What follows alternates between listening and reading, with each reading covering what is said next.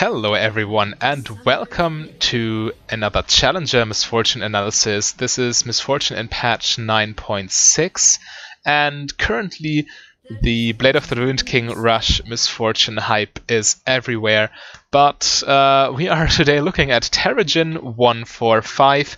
After the rank reset this patch, he is still in Master Tier, but he's a Challenger Tier Misfortune player and he does something mildly interesting. Well, first of all, his rune page, you probably see in the title what he does, but his rune page is press the attack, Overheal, Legend Alacrity, Coup de Grâce, and he has Manaflow band and Absolute Focus. So nothing too fancy here.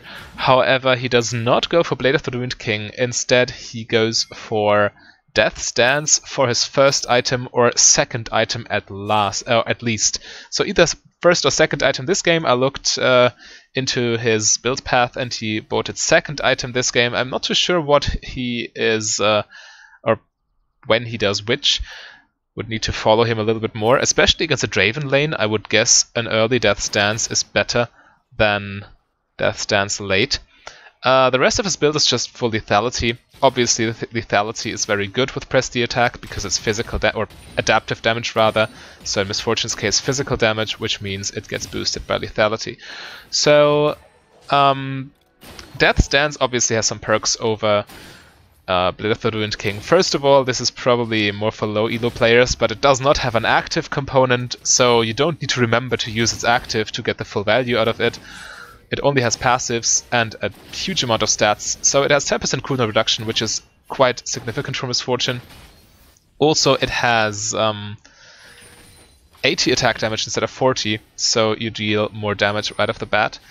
And it also has the lifesteal, well, the Omnivamp rather, and the bleed effect that keeps you alive longer. So the lifesteal item obviously helps with Overheal. And since he does not go for any attack speed synergies despite press the attack, he still has the 10% attack speed in his shards, but he does... I want to see that. Okay. So they blow a few summoners, but nothing major. Red team has a huge health advantage right now.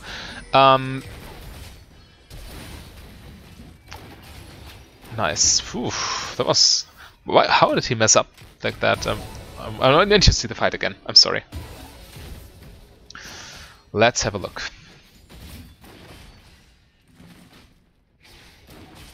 So the Poppy gets an engage on the Draven. That's the first thing. And he does not catch his axe because of it, which is another huge deal. Meanwhile, Misfortune gets press the attack on Rakan. So far, so good.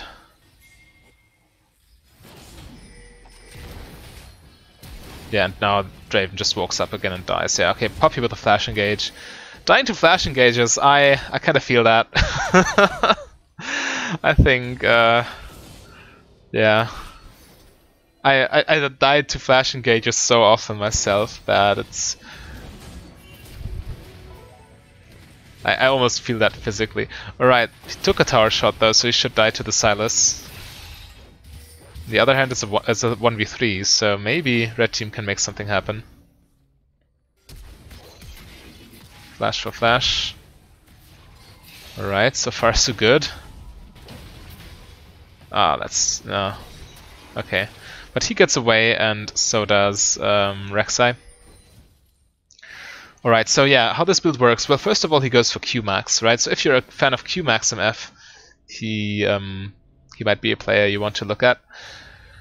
And this makes sense. Well, first of all, you do have the Overheal and Lifesteal synergy, but it obviously works with all stages of W.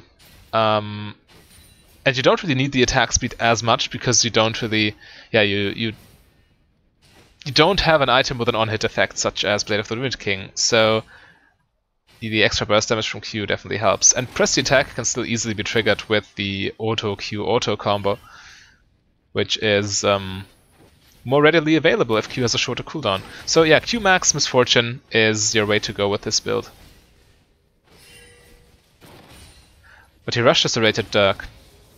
against the longsword. So go for damage right off the bat instead of buying his Vamp Scepter. Draven also has a kill, but only has... Oh, okay, now he recalled. Got a Vamp Scepter for himself. Alright, so... Dragon now spawned. It's a Mountain Drake. So Mountain Drake does not affect the lane phase whatsoever. Unlike Ocean Drake or Infernal Drake. Or even Cloud Drake to some extent, because the jungler and the mid laner can rotate more easily.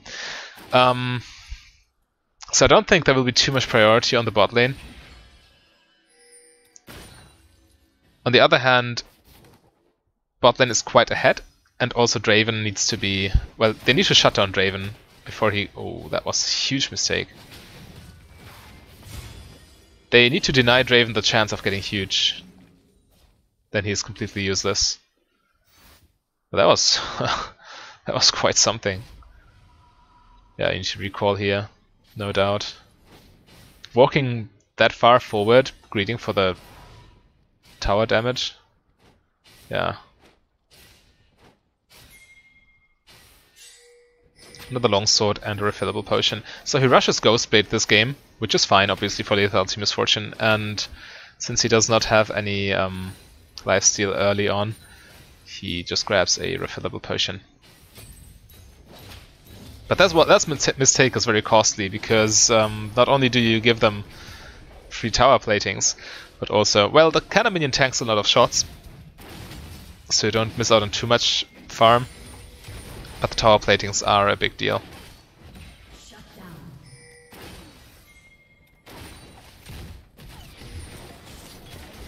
Ooh, Draven might die here.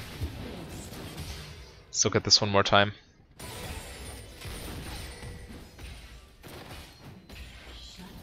So Draven took a lot of damage from the Q. 3 points in Q and a crit bounce, that is obviously half health.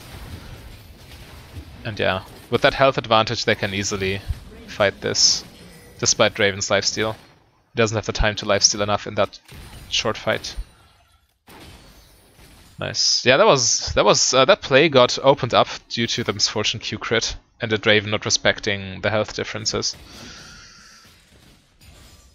I see Rek'Sai and the enemy jungler dying top. Oh no, wait, no. That's not the jungler. Silas is not even the jungler. Oh god, I need to pay more attention. Silas is not the jungler, it's Elise. So they don't know where the Elise is. But at the same time, both lane opponents are dead, so they don't really need to care. They can take a plating and then safely go back. MF might get interrupted, yeah. That's unlucky. This is why I prefer to just run back farther. And yeah, even this kind of risky. He might still get interrupted. Maybe he wants to get interrupted. Well, the best thing you can do is just walk behind your tower and then go back, so nobody can interrupt you without taking a tower shot.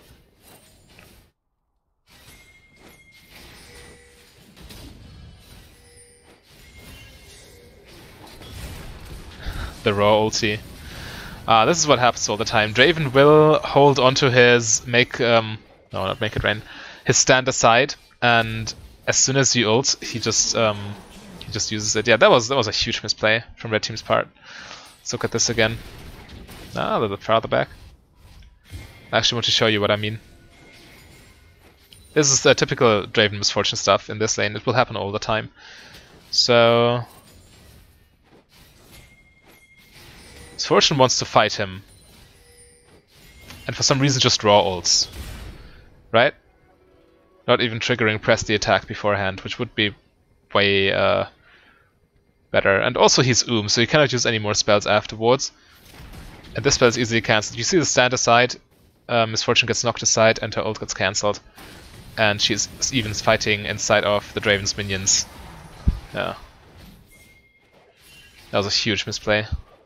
But this will happen all the time, and good Draven players will not use their stand aside as long as you didn't use your ult. Almost like a Yasuo who will hold onto his wind wall until you press your ulti. But yeah, that was quite a bit of gold that the Draven got there, and he has a Bloodthirster now. So Misfortune can no longer duel him, that's for sure. Bloodthirster versus Yomu's Ghostblade. Oh well, so be it. We will see what happens. And the wave is in a fine spot. Misfortune is there before anything bad happens. It's pushing towards the Draven, but Misfortune is not there to get all the experience and all the gold.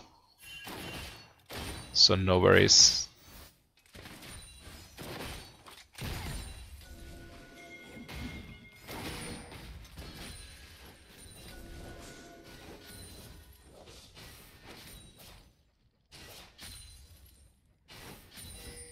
Try to trap them there, but I don't think it's even a good idea.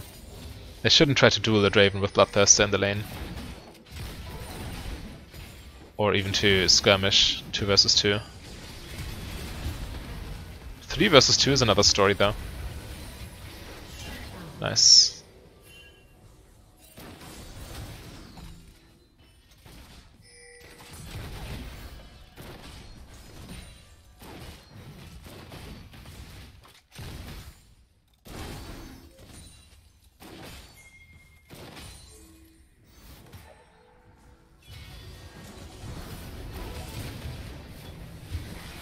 Yeah, they can dive this. Yeah, 3 versus 2, and they picked the fight.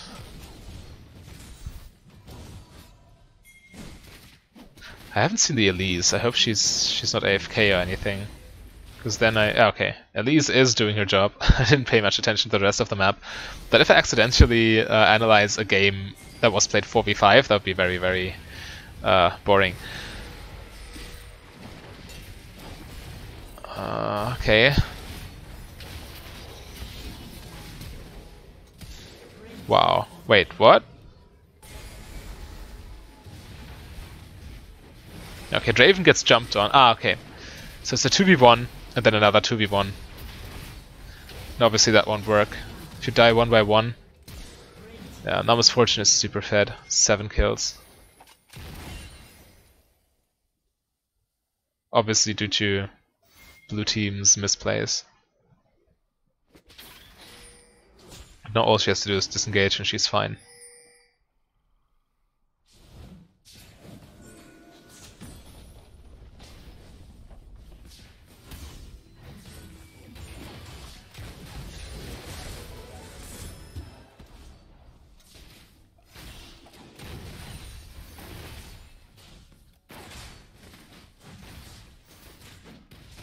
Macro-wise, obviously, as soon as you take this tower as a bot lane, you need to look at the map.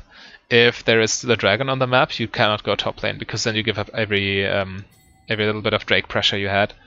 And yeah, so the next best thing, obviously, is to go mid lane, try to make pressure there. And if bot lane shoves, you can rotate bot. But apparently they're preparing Rift Herald, or what are they doing? I'm not a fan of Misfortune being top. There is still a Mountain Drake on the map, which is quite valuable.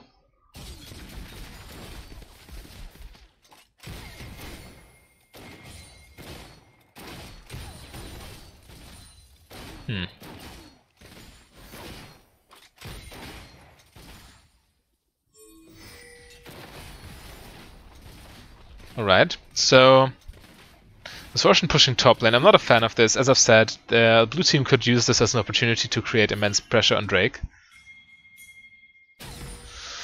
But as long as they don't do that, that's the one thing. If your enemy team makes mistakes, you obviously need to punish them. If you don't punish them, the mistakes don't matter. And this is definitely a mistake. Misfortune being top lane while Dragon is on the map.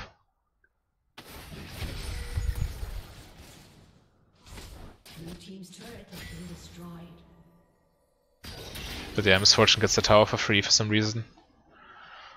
Well, she doesn't complain, obviously, but it's not a good play from... It's not a good play from both teams. Blue team for sending Misfortune top, and... no, red team for sending Misfortune top, and blue team for not taking Dragon for that. Now they can crack open mid lane with Rift Herald. If they're clever, they take out this tower before the Rift Herald charges, because that just takes away HP from the... Okay, it's too late. Yeah, it would have been nicer if they got the tower before that, because Rift Herald loses 1/3 of its HP if he, or she, I think it's a she, it. Let's just call it an it. Rift Herald always loses 1/3 of its HP as soon as it gets a charge on a tower that deals damage. So if the tower dies while the Rift Herald is charging, it will not lose its own HP. Now I still wouldn't say it's a nice play to go top lane because Dragon is still on the map. Why is nobody caring about this Dragon? Elise is also top lane. There's the objective, man. What are you doing? Guys. Alright. She ambushes the Misfortune. So it worked out for them. But you cannot hope for the enemy immobile AD carry to go back in the middle of a lane. If he was a little bit more mindful, he would have backed behind his tower. And if blue team was a little bit better macro-wise, they would have just gone bot and take the free Mountain Drake. With everyone, with AD carry, with jungle, with everyone, since the enemy AD carry is top lane and cannot help them. But since now Elise also showed top, red team knew that they could safely take Dragon themselves, and this is exactly what Rek'Sai did. So yeah, not playing around objectives, and it really cost blue team right there. Cost them a free Mountain Drake.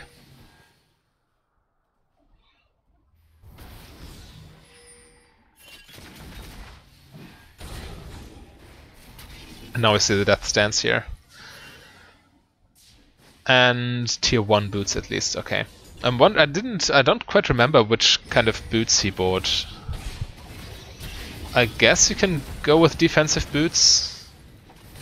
Don't really need attack speed boots when you don't have Blade of the Wind King.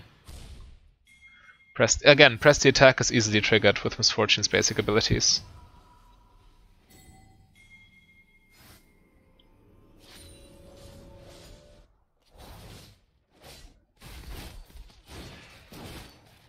So due to all these macro plays and mess ups in the lane, red team is now slightly ahead, but blue team is definitely not out of this.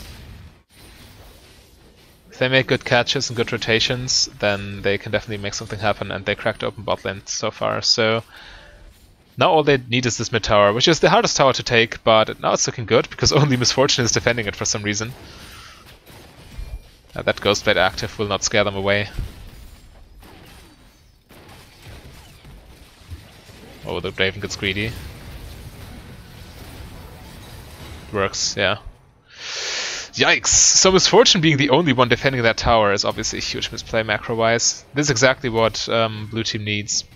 However, they overcommitted and they died for that. Getting the tower though is quite huge because well, towers not only do they deal damage, but they are essentially big wards on the jungle entrances. So as long as this mid tower is on the map, you cannot invade jungle through mid lane. And it's very easy to just ward here and ward here, so your jungle doesn't get invaded at all. And with this tower gone, however, you can just sneak around here. Well, this ward barely might see you if you go this path. This ward, however, doesn't, so you can easily invade the jungle. And well, the good rule of thumb is, especially if you are a player who is not as confident in their macro play, a good rule of thumb is you can draw an invisible line between all the towers that are still alive. So if you do this in this game, just follow the cursor. We have this tower, and this tower. So here, if you draw the line here, everything behind this line is still your jungle. Everything beyond this line is very dangerous because you no longer have the protective vision from your towers. Let's pretend mid tower was still there, then the line would all of a sudden look like this. And so obviously these camps still belong to you, you can still safely farm them. However, with mid tower gone, it's just such a huge opening in your jungle. So pretty much all this is now unclaimed territory. Risky for both teams. Obviously, the farther you walk away from your towers, the more dangerous it gets. So yeah, that's pretty much how it works. That's why towers, especially the mid tower, are so important, because it just opens up the jungle big time.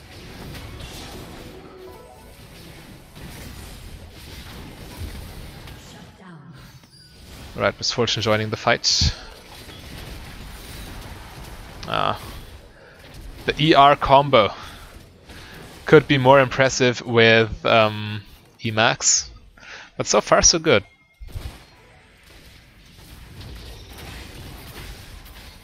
Yo, there's no way Zydus can win this. Ooh. Actually, I thought Misfortune would kill him way more quickly with her Death Dance, but she died to her own ulti, it seems. I want to look at this again. I was still in my head thinking about macro play.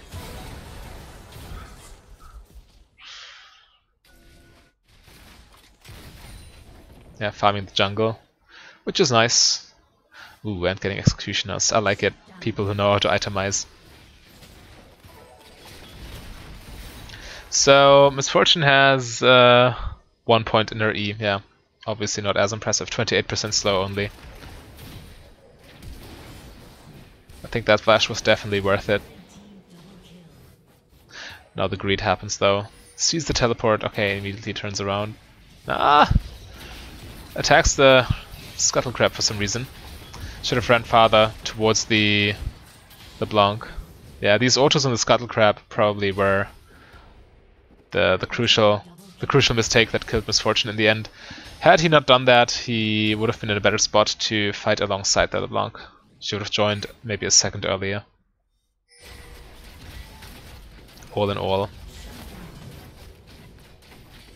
Yikes. Misfortune, however, still extremely fat, obviously. Now working on her second lethality item. Not upgrading boots whatsoever, it seems. Oh well. Also a possibility.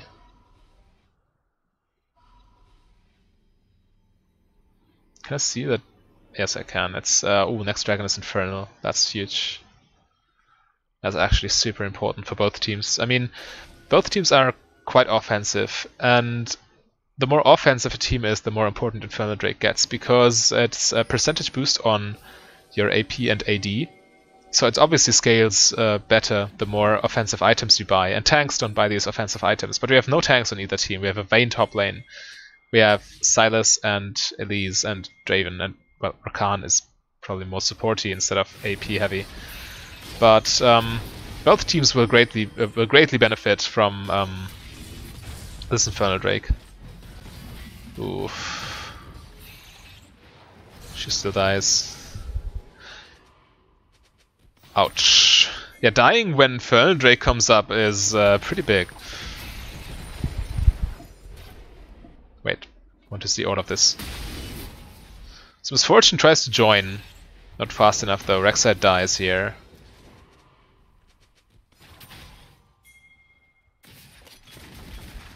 She does have her Dustblade, right?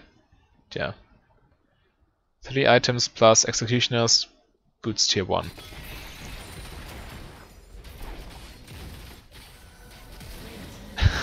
And the Vayne cannot outduel her, that's interesting. She should deal a lot of damage with Blade and Wit's End, working towards her Rage Blade. She has a lot of attack speed and even some lifesteal, but she cannot outduel a Misfortune. That's concerning. Well, on the other hand, Misfortune is super fat. However, Vayne is also not as weak. She still has almost 3 items, 8 kills, but she just completely gets mauled by the Misfortune.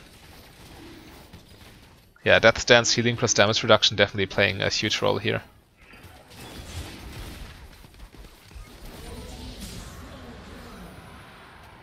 And securing Infernal Drake. Yeah, that's actually quite big. As I've told you, both teams need this Infernal Drake super badly.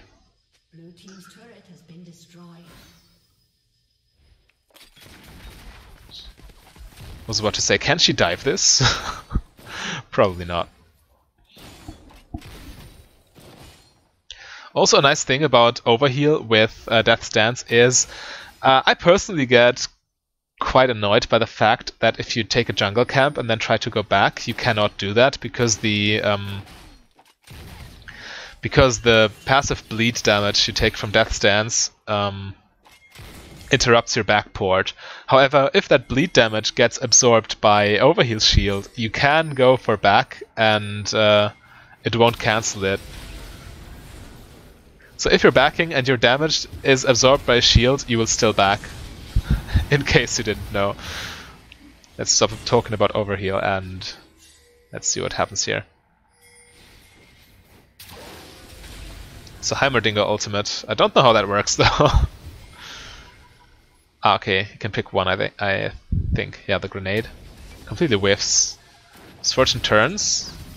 which is good. You don't want to get flanked. Yeah, it would be tempting to just ult here, but if you just get flanked by a Sylas, that's of no use. Sylas can simply interrupt you. Nice. Oh, that's too much. Still does a lot of damage, even... Oof. Ooh, nice. Oh, I thought Bane would get a Quadra here. But very good awareness from the puppy. Huh. Getting more to reminder now. Apparently he does not upgrade boots. I need to have a look at his match history and see what boots he normally goes for. Maybe he just doesn't go for upgraded boots. I will definitely leave a comment and pin it so everyone can see. Because I actually failed to look it up, but I will look it up after the game. Maybe, well, actually, I still have his match history open. You cannot see it, but after the game I will have a quick look at it, so I can tell you. Alright, Baron is on the map, no Dragon is on the map, and Red team has both Mountain and Infernal. So they should definitely be looking for Baron pressure.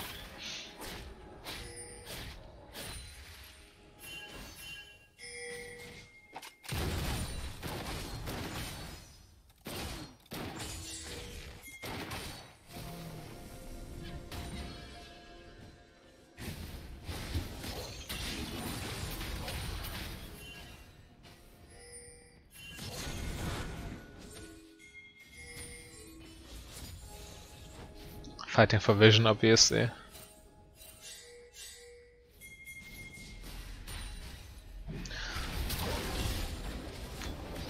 Yeah, so Red team tried to make them think they had started Baron. They knew they didn't have vision, and they tried to get a trap on them, but they were a little bit too impatient.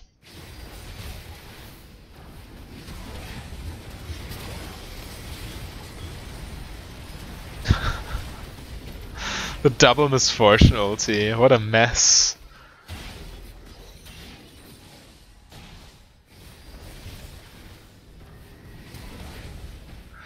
Alright, so the teleport coming in. Khan trying to initiate. Okay, Misfortune is barely out of Sylas's range. They both just ulti the teamfight without hitting each other.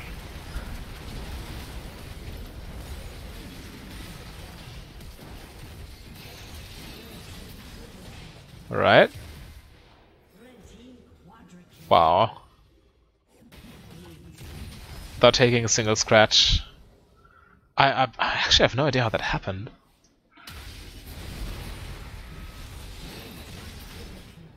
How did he just not get focus at all? Well, Elise is out of position. Draven gets CC'd. Yeah, the Poppy peeling for everything. And surviving. And you obviously cannot burst down a Death Stance Misfortune if she's still full health. Wow. How many kills does he have now? 18. Huh. Not too shabby. I kind of push without minions. That's a bad. Yeah. Or maybe now that minions are here. Yeah, so I guess it's better to just take the inhibitor and then start the dance around Baron again. Death timers are too low. They should not start this. It's way too risky.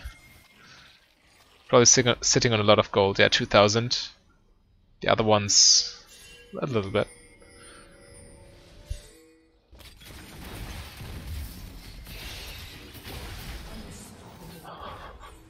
Alright, fair enough. Yeah, that's what I mean. Your back gets cancelled due to the bleed effect.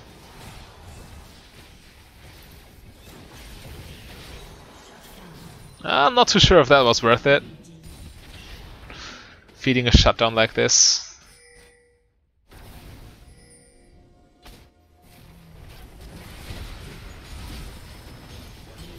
Yeah, that Bane was way too cocky. Going for the quick 1v2. Alright. But yeah, another 20 kills Misfortune. Still no boots, it seems. Okay, he's contemplating what to get. Apparently tier 1 boots are good enough. Okay, Guardian Angel. Yeah, that definitely makes sense. Increasing your tankiness even further. I think I actually think he doesn't have Coup de Grâce for his last rune in the precision tree, but cut down. But I could be mistaken. I've been looking at quite a lot of profiles today. Maybe I mixed something up in my head.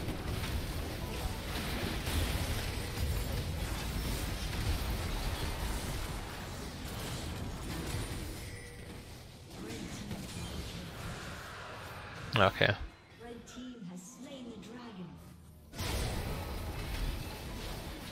So Misfortune waiting in the background until the main cooldowns are gone.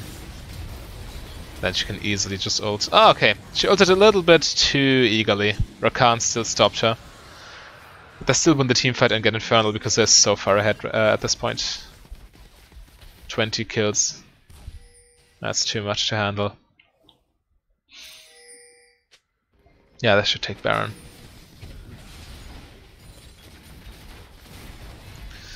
Well, if blue team ins here, they can just finish. Yeah, okay, that's game. The tier 1 boots Misfortune.